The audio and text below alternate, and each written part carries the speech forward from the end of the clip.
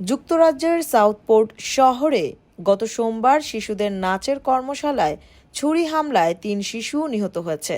এ ঘটনায় ৭ শিশুসহ আহত হয়েছেন আরও ৯ জন। ৬ থেকে ১০ বছরের শিশুদের জন্য এ কর্মশালাটির আয়োজন করা হয়েছিল। এ ঘটনায় সন্দেহভাজন ১৭ বছরের এক কিশোরকে গ্রেফতার করার কথা জানিয়েছে পুলিশ। গ্রেফতার হওয়া কিশোর ল্যাঙ্কশায়ারের ব্যাংকস এলাকার বাসিন্দা। হত্যা ও হত্যা চেষ্টায় জড়িত সন্দেহে তাকে গ্রেফতার করা হয়েছে।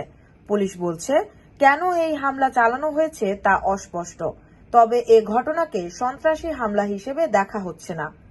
মার্সিসাইড পুলিশের চিফ কনস্টেবল সেরেনা কেরিনি সংবাদ সম্মেলনে বলেন, টেলর সুইফট থিম নাচের কর্মশালায় অংশ নেয়। এ সময় হামলাকারী ছুরি হাতে বিদ্যালয় চত্বরে প্রবেশ করে এবং শিশুদের আঘাত করতে শুরু করে। একজন প্রত্যক্ষদর্শী ঘটনাটিকে ভয়ঙ্কর বলে অভিহিত করেন। তিনি বলেন, এমন ঘটনা তারা কখনো দেখেননি। হামলায় ভুক্তভোগীদের প্রতি শ্রদ্ধা নিবেদন করেছেন রাজা তৃতীয় চার্লস ও প্রধানমন্ত্রী কিয়ার স্টারমার। তারা ভুক্তভোগী ব্যক্তিদের প্রতি গভীর সমবেদনাও জানিয়েছেন।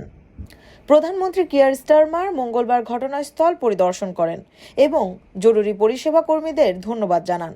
এ সময় প্রধানমন্ত্রী ঘটনাস্থলে পুষ্পস্তবক অর্পণ করেন এবং কিছুক্ষণের জন্য দাঁড়িয়ে নীরবতা পালন করেন।